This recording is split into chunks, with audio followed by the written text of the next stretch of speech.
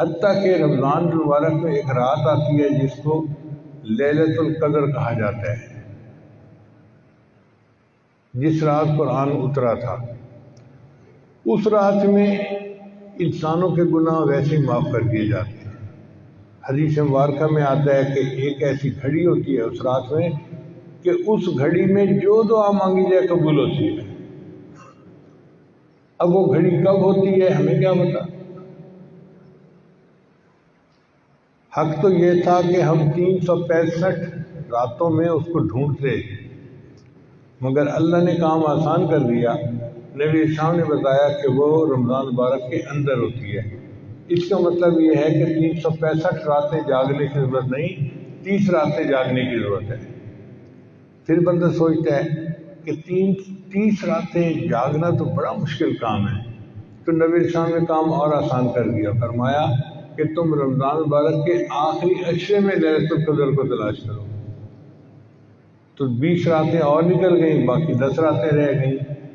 پھر بندہ سوچتا ہے کہ 10 راتیں جاگنا بھی بڑا مشکل کام ہے، تو نبی اسلام نے کام کو اور آسان کر دیا۔ فرمایا آخری عشرے کی جو طاق راتیں ہیں ان میں اسے ڈھونڈو، 21، 23، 25، 27، 29، 5 راتیں بنتی ہیں۔ یوں سمجھیں کہ 365 میں سے 5 راتیں ہیں جن میں ہمیں لیلۃ القدر تلاش کرنی پڑے گی۔ اب بندہ سوچتا ہے کہ رات کو تو ہم تلاش کریں، لیکن پوری رات جاگنا تو بڑا مشکل ہے، ہم تو کمزور لوگ ہیں، نہیں جاگ سکتے۔ اللہ تعالیٰ نے کام کو اور آسان کر دیا۔ اللہ نے یہ تو نہیں بتلایا کہ وہ رات کی برکتیں شروع کب ہوتی ہیں، مغرب کے وقت شروع ہوتی ہیں، عشاء کے وقت، آدھی رات کے وقت، کتنے بجے۔ ایک بات بتا دی، فرمایا کہ وہ رات کو جب بھی خاص برکتیں نازل ہوتی ہیں، تنزل الملائکۃ والروح فیہا بإذن ربہم من کل امر سلام، سلام ہی حتی مطلع الفجر۔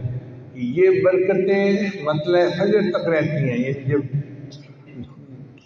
روزے کا وقت ختم ہوتا ہے نا اس وقت تک رہتی ہیں۔ اس کا مطلب یہ ہوا کہ لیلۃ القدر کی برکتیں رات کے جس وقت میں بھی شروع ہوں، جب وہ شروع ہوں گی تو پھر روزہ کا وقت شروع ہونے کا جو ہے نا، سحری کا وقت، وہاں تک رہے گی۔ اس کا آسان طریقہ یہ ہے کہ ہم سحری کو 1 گھنٹہ پہلے کر لیں، وقت ختم ہونے سے پہلے، اور آدھا گھنٹہ جو ہے آخر کا بچا لیں۔ اس آدھے گھنٹے میں 2 رکعت 4 رکعت نفل پڑھ لیا کریں اور 10-15 منٹ بیٹھ کے دعا کر لیا کریں۔ جب بھی لیلۃ القدر ہوئی تو وہ وقت لیلۃ القدر میں ضرور آئے گا اور ہمیں لیلۃ القدر پانے کا اجر مل جائے گا۔ اور اس رات کی عبادت 1000 مہینوں کی عبادت سے بہتر ہے۔ 1000 مہینے تقریباً 83 سال بنتے ہیں، اور 80 سال سے کم تو عمر ہوتی ہے۔ اس کا مطلب یہ کہ ایک رات اگر مل گئی تو پوری زندگی کے گناہ معاف ہو جائیں گے۔ اللہ نے کام کو کتنا آسان کر دیا۔ تھوڑی سی ہمت کرنے کی بات ہے، اللہ تعالیٰ کی رحمت بہانہ ڈھونڈتی ہے مغفرت کے۔